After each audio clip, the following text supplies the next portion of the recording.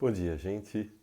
Nosso encontro de número 16, pois é, 16º Paz e Bem, hoje quinta-feira, 29 de novembro, pois é, o ano vai chegando ao fim, vai finalizando o seu caminho. O encontro de hoje refere-se a algo que é muito comum, muito íntimo, muito particular entre nós, alegria, é uma alegria a gente estar junto todo dia, não é? E a questão de hoje é a seguinte: é possível viver com alegria nesse tempo? É possível viver com alegria nesse tempo em que o desemprego graça? É possível viver com alegria nesse momento em que a fome volta a assolar o Brasil? Em que o fantasma do fascismo paira sobre nós? Em que a gente se defronta com tantas dificuldades e angústias no presente e em relação ao futuro, que nesse momento não se afigura como um futuro radioso, como até tempos atrás? É possível viver com alegria? Esse é o tema de hoje. E para conversar com a gente sobre esse tema, eu convoquei uma pessoa que me é muito querida e eu tenho certeza que é bastante querida de você que está assistindo aqui o Paz e Bem. Ele é o Papa Francisco. O Papa Francisco. O Papa Francisco é um caso muito interessante, porque o Papa Francisco é mais admirado fora da Igreja Católica do que dentro da Igreja Católica. Incrível, não é? As pessoas sem religião, ateus, ateias, muçulmanos, judeus, gente da Umbanda, do Candomblé, do Espiritismo, de todo canto, do Santo Daime, gosta demais do Papa Francisco. Os cristãos, especialmente os católicos, também gostam demais do Papa Francisco, mas é o lugar onde ele tem mais oposição. Pois é, essa turma do fundamentalismo cristão, do fundamentalismo católico, a ala conservadora de direita da igreja, detesta o Papa Francisco. Eu vou dizer uma coisa para vocês, por incrível que pareça, tem gente que reza pela morte dele, dentro da igreja dele. Gente que reza e torce pela morte dele para que venha um Papa conservador de novo, para que baixe o tacão da ordem e da disciplina e acabe com essa bagunça de querer que o amor seja o princípio básico da igreja. Então é esse homem, Papa Francisco, que eu convido para estar conosco nessa nossa breve caminhada da manhã desta quinta-feira. Francisco, ele foi eleito em março de 2013 e desde então tem dois grandes textos que são como os dois pilares que sustentam o seu papado. Para além de toda a pregação contínua dele, há outros textos, há ações, há muita coisa realmente excepcional relativa a Francisco. Mas tem dois textos que são dois textos assim que marcam o papado dele até agora.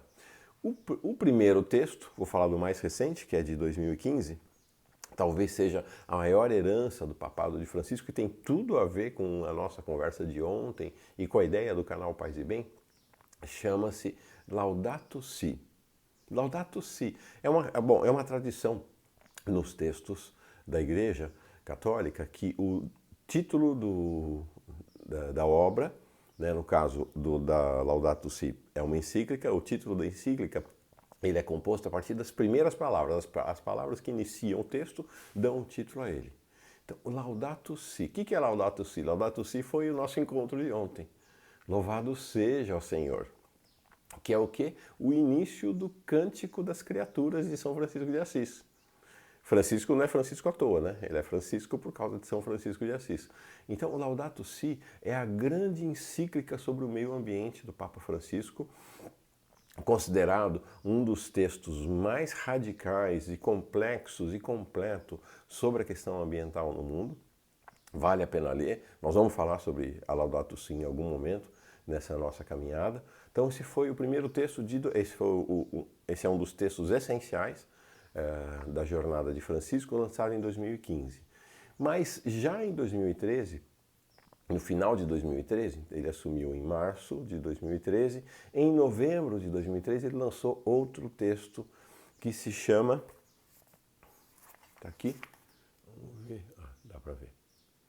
Evangelii Gaudium, a alegria do Evangelho. O tema deste texto é sobre evangelização, mas é sobretudo, o diálogo com a leitura, a caminhada na vida sob a luz do Evangelho num dos seus elementos centrais, que é alegria. É nosso tema de hoje. Eu separei as primeiras, como que uma introdução da Evangelii Gaudium, que é exatamente sobre a alegria, né? Sobre o tema da alegria. É muito impressionante. Ele é a introdução. São 18 tópicos. Em 18 tópicos, gente, eu contei, a palavra alegria aparece 47 vezes. Impressionante, né? Vamos lá. Então, o Papa faz um caminho que é trazer à luz o tema da alegria no Primeiro Testamento, também conhecido como Antigo Testamento, Velho Testamento, e depois como esse tema aparece nos Evangelhos. E aí vai conversar com a gente sobre a questão da alegria na contemporaneidade. Olha que legal. E que visão distinta, diferente dos textos bíblicos que ele traz para nós, né? Para que talvez a gente tenha se acostumado a ter um olhar que não é olhar pela perspectiva da alegria para os textos da Bíblia, né? Diz o Papa, ou escreve o Papa. Os livros do Antigo Testamento pré-anunciaram a alegria da salvação, que havia de tornar-se superabundante nos tempos messiânicos. O profeta Isaías dirige-se ao Messias esperado, saudando-o com regozijo. Multiplicaste a alegria, aumentaste o júbilo. Está no capítulo 9 de Isaías. E anima os habitantes de Sião a recebê-lo com cânticos. Isaías de novo. Exultai de alegria. A quem já o avistara no horizonte, né, ao Messias, o profeta convida-o a tornar-se mensageiro para os outros. Então, a quem já avistara esse Messias que iria chegar, né, no horizonte, o profeta então convida a anunciar, a tornar-se um mensageiro e anunciá-lo para todo mundo, anunciar esse Messias que ia chegar. Diz aqui, novamente, tomado de Isaías: sobe a um alto monte, arauto de Sião, grita com voz forte, arauto de Jerusalém. A criação inteira, diz o Papa, participa desta alegria da salvação. Mais uma vez, Isaías: cantai aos céus, exulta de alegria, ó terra, rompei em exclamações, ó montes. Na verdade, o Senhor consola o seu povo e se compadece dos desamparados. Essa citação de Isaías é bem importante, que ela acontece logo depois do segundo cântico do servo sofredor. Nós vamos conversar sobre o servo sofredor aqui, que é um tema central na história do judaísmo e do cristianismo. E aí o Papa vem citando várias passagens bíblicas do Velho Testamento em torno dessa temática da alegria. Vocês me perdoem a minha leitura, hoje eu estou gripado, o nariz não está ajudando muito para facilitar a fluência na leitura. Bom, depois ele vai falar do Novo Testamento, dos Evangelhos. O Evangelho convida insistentemente à alegria. Apenas alguns exemplos. Alegra-te é a saudação do anjo a Maria, logo no primeiro capítulo de Lucas. A visita de Maria a Isabel, quando ambas estavam grávidas, não é? Faz João saltar de alegria no ventre de sua mãe, também no primeiro capítulo de Lucas. No seu cântico, Maria proclama: o meu espírito se alegra em Deus, meu Salvador. E quando Jesus começa o seu ministério, João exclama: esta é a minha alegria, e tornou-se completa. O próprio Jesus, aqui mais uma vez Lucas, estremeceu de alegria sob a ação do Espírito Santo.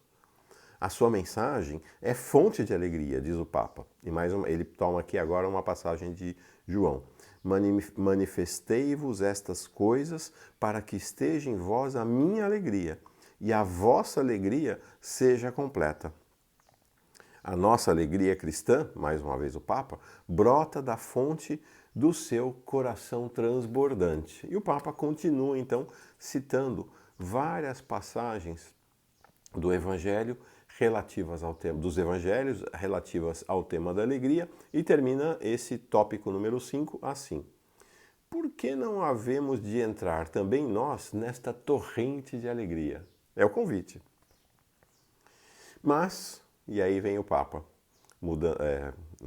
virando a página aqui, abrindo o tópico número 6.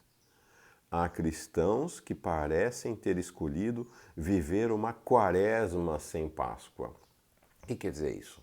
Ele diz o seguinte, olha, tá cheio de cristão por aí que está retido no tempo da quaresma. O que é o tempo da quaresma? O tempo da quaresma é o tempo da espera do tempo pascal, né? O tempo da espera do momento em que a igreja celebra na Semana Santa, especialmente no tríduo pascual, a paixão, morte e ressurreição de Jesus Cristo. E o tempo da quaresma, tradicionalmente, é um tempo de silêncio, recolhimento. No passado, quando a Igreja Católica era hegemônica nas sociedades, aqui no Brasil também, as pessoas nem casavam no tempo da quaresma, não tinha celebração, não tinha festa, era realmente um tempo de silêncio, de recolhimento. E, portanto, uma coisa assim, né, meio acabrunhada muitas vezes, um olhar pesaroso. E o Papa está dizendo o seguinte, bom, tem gente que parece que vive eternamente nesse tempo da quaresma, quando o principal da mensagem cristã não é a quaresma, é a Páscoa. É a alegria porque Jesus, que sofreu e morreu, ressuscitou. Ressuscitou a alegria, não é? Essa é a ideia. E aí vai dizer o Papa, a tentação de caminhar com tristeza, e aqui vamos chegar no centro da nossa reflexão hoje, apresenta-se frequentemente sob a forma de desculpas e queixas, como se inúmeras condições fossem necessárias para ser possível a alegria. E essas condições não estão existindo. Então, a gente tem, né, não tem dinheiro, tem alguém doente na família, tem o Bolsonaro, tem o desemprego, nós temos motivos e muitas vezes não são motivos irrelevantes, são motivos relevantes para dizer, não dá para ficar alegre neste tempo. No entanto, diz o Papa, posso dizer que as alegrias mais belas e espontâneas que vi ao longo da minha vida são as alegrias de pessoas muito pobres que têm pouco a que se agarrar. E essa me parece a grande questão em relação à temática da alegria na perspectiva da espiritualidade. Quem vive a pobreza, ou quem, mesmo tendo uma melhor condição de vida, mas mergulha em contato com os mais pobres da sociedade, sabe, ali, nas favelas, nos cortiços, nos alagados, nas periferias das grandes cidades, a vida não é fácil. A vida não é fácil mesmo, a vida é muito difícil. Mas como tem alegria. Não há nada mais alegre que um churrasco na laje. Como tem riso, como tem sorriso. Por pouca coisa, por quase nada. E isso é uma coisa que espanta. Vem para cá, para o Brasil, missionários da Europa, dos Estados Unidos, estudiosos, cientistas sociais, e quando vão para os lugares da pobreza no Brasil, ficam espantados. Tem um livro, eu não estou com esse livro aqui, mas a hora dessa eu vou trazer, que é exatamente isso. O Reino da Alegria entre os Pobres, de um suíço, me escapa o nome dele agora, que é exatamente isso. Ele veio ao Brasil, chegou aqui ao Brasil e falou, mas por que essa turma se alegra tanto? Vida em alegria, vida na alegria, na gratuidade pela própria existência da vida em si mesma, mesmo com todas as dificuldades, mesmo com todas as dificuldades. Então é essa a constatação que o Papa nos faz. Há um motivo extra para a alegria, que é a caminhada, já que a nossa jornada é uma jornada nesse nosso país de bem, né, voltada para a temática da espiritualidade, né, que é o bem, a ideia do bem. E o Papa vai dizer assim, o bem tende sempre a comunicar-se. O bem tem uma tendência natural a se comunicar. E a comunicação do bem é uma comunicação em alegria. toda a experiência autêntica de verdade e de beleza procura por si mesma a sua expansão. E qualquer pessoa que viva uma libertação profunda adquire maior sensibilidade perante as necessidades dos outros. E uma vez comunicado, o bem se radica e se desenvolve. Por isso, quem deseja viver com dignidade e em plenitude não tem como caminho, se não tem outro caminho senão reconhecer o outro e buscar o seu bem. E nessa busca fazer uma jornada de alegria. Alegria, alegria. A alegria da caminhada no dia a dia da vida. Alegria pelos eventos que acontecem. Acho que com o fone aqui não está dando para ouvir, mas alegria porque tem um passarinho logo aqui atrás cantando. Alegria porque daqui a pouco meu filho vai acordar e vai vir, vai me abraçar. Com amor de uma espontaneidade que é tocante toda vez que ela acontece. Não tem plano, não tem nada. Alegria. Há momentos de tristeza, há momentos de angústia, há momentos em que a gente se defronta com situações terríveis, barbaridades, crimes horrendos acontecendo na nossa frente, aprisionamentos, tortura, muito. E de fato a gente chora muitas vezes. Mas no fundo deste choro é sempre fundamental manter um núcleo de alegria. Manter um núcleo de alegria que nos sustente para, inclusive, enfrentarmos estas situações dolorosas da vida que existe para todo mundo, né? Só os muito jovens e os herdeiros acham que não tem dificuldade no mundo, né? No Brasil, até os muito jovens, né, dentre os milhões de famílias pobres, sabem que a vida não é fácil já desde criança. Mas tem alegria. Bom, eu queria encerrar essa reflexão com um tema também que me parece muito relevante para o nosso Paz e Bem, porque eu estou trazendo aqui, ó, Papa, Igreja Católica, né? Então, que é esta ideia do nosso diálogo, da nossa conversa, porque eu recebo muitas mensagens, me parece que a maioria das pessoas que participam dessa pequena comunidade Paz e Bem nem é católica. E espero que com a expansão, né, do Paz e Bem para outros caminhos de espiritualidade, né, logo, na semana que vem, deve começar o programa animado pelos nossos irmãos e irmãs espíritas, e depois vamos convidar, e estou conversando com gente de outros caminhos também. Acho que vai ampliar cada vez mais, vai ficar cada vez mais multicolorida essa nossa comunidade. Então, acho que é uma questão importante, porque o Papa está escrevendo aqui Evangelii Gaudium, a alegria do Evangelho, sobre o anúncio do Evangelho no mundo atual, que é o tema da evangelização. Então isso nos remete também a episódios muito dolorosos da Igreja Católica, que é a evangelização na marra, a tentativa de conversão das pessoas na marra. E aqui também há uma mudança fundamental na dinâmica com a qual o Papa Francisco encara o tema da evangelização. Ele diz assim, ainda na introdução: a Igreja não cresce por proselitismo, mas por atração. O que o Papa quer dizer com isso? Acabou o tempo do proselitismo. Acabou o tempo de ficar... Acabou nessa perspectiva, na perspectiva do Papa, né? O que a gente assiste hoje aí nessas seitas e religiões fundamentalistas, e aí não estou acusando os outros não, né? Como católico eu estou dizendo, está cheio no catolicismo também. É gente tentando doutrinar, convencer, impor inclusive leis para que as pessoas sejam doutrinadas nessa jornada terrível do fundamentalismo. O que o Papa está dizendo é o seguinte: se a Igreja vai crescer, se é que a Igreja vai crescer, porque ela, aqui no Brasil, por exemplo, a Igreja Católica tem diminuído, será por atração, será pelo exemplo e não pelo proselitismo, pela tentativa de doutrinação.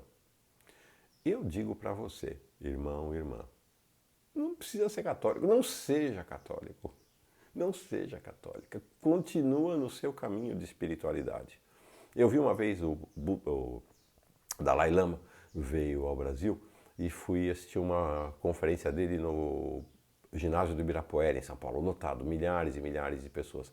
Lá pelas tantas, o Dalai Lama diz assim para todo mundo: gente, não sejam budistas, não. O budismo é algo que pertence à nossa tradição do Oriente, à nossa cultura, à nossa vida, à nossa história. Vocês sigam o caminho de espiritualidade de vocês, ligado à cultura de vocês. É o que eu digo para vocês, não seja católico, não seja católica não. Não precisa. Isso é uma escolha tua. Seja ser humano, seja humana. Esse é o nosso caminho. O que nos faz irmãos e irmãos é a humanidade. Porque no melhor da tradição cristã e de todas as tradições religiosas, há um fundo comum que é assim: o máximo de divindade é o máximo de humanidade. Este é um lema dos jesuítas. O Papa é jesuíta. Quanto mais humanos, mais próximos do divino. Isso é o que nos une. Vamos agora encerrar então com uma brevíssima meditação. Passei o tempo hoje, já estamos aqui, eu estou vendo pelo reloginho. Um minuto, mas vamos ficar um pouquinho em silêncio para celebrar a alegria entre nós. Vamos celebrar a alegria juntos agora no silêncio, silêncio alegre. Olhos fechados, espinha ereta, coração tranquilo, em alegria. Vamos mergulhar então aquilo que nos cerca, aqui no meu caso são os passarinhos, nesse canto dos passarinhos. Você tem os seus ruídos aí, talvez um carro passando, talvez gente gritando na rua, mas então acolha essa música que vem e comece a se desligar dessa música. Então, vamos respirar.